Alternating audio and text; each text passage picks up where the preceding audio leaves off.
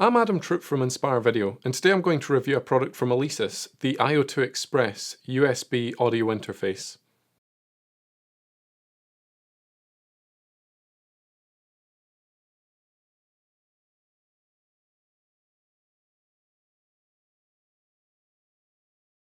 I've dabbled in music recording on the computer in the past with pretty awful results, but I wasn't surprised. I was plugging my guitar and microphone directly into my computer's mic socket. I knew this wasn't an ideal method, but I was never very serious about it. I recently recorded a voiceover for a video and did this by using my professional camcorder and then transferred it to the computer and just dragged the audio to the timeline. Again, not an ideal way of working, but it was the only way I could get good sound. I decided it would be a good investment to get some kind of interface for recording high quality audio to my computer. Something I could use for recording voiceovers and for recording music. I spent about 3 days searching the internet for information and it really is overwhelming.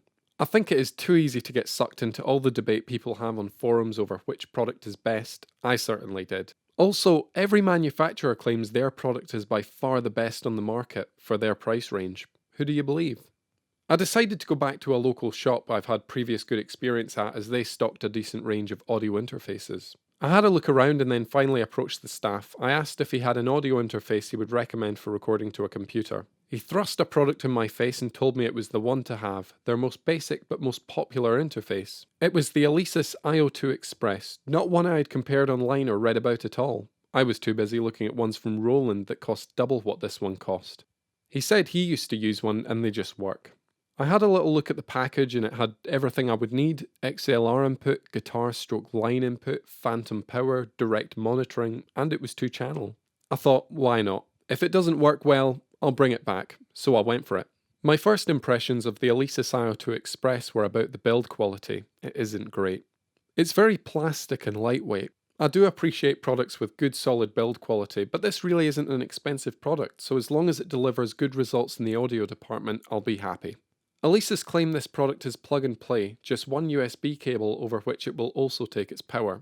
My experience was not nearly as simple as plug and play. I plugged it in and opened up Adobe Premiere Pro CS5, my video editing software of choice. I recorded some audio using my XLR phantom powered Rode NTG2 shotgun mic, and it worked, but there was so much noise. The recording on my camera was crystal clear, but this was very noisy. I thought, this is unacceptable and I'm gonna have to take it back.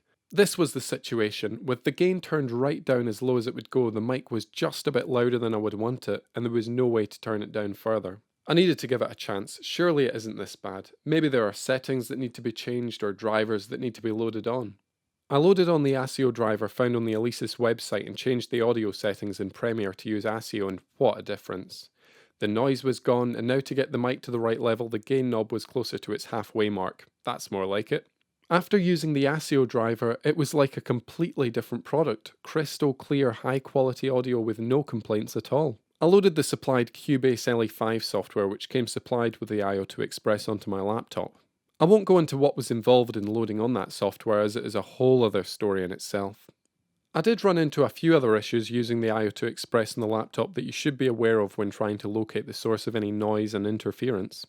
On one occasion I was getting a hum and it turns out it was being caused by the power supply. When running on the battery it was fine.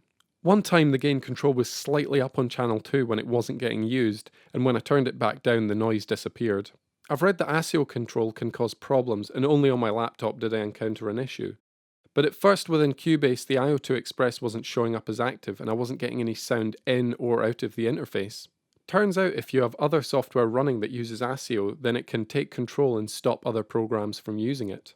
I had the music streaming service Spotify not open, but running, and when I closed it, it solved the problem of the iO2 Express not being active in Cubase.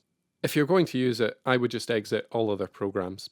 In summary, the Alesis iO2 Express is a very capable USB audio interface with the ability to record audio with almost no noise that I can detect when set up correctly. That's really what is important, to be able to record a nice, clean, quality signal, and it can. I found myself pretty frustrated at times, but there was always an explanation as to why I wasn't getting a good performance from it.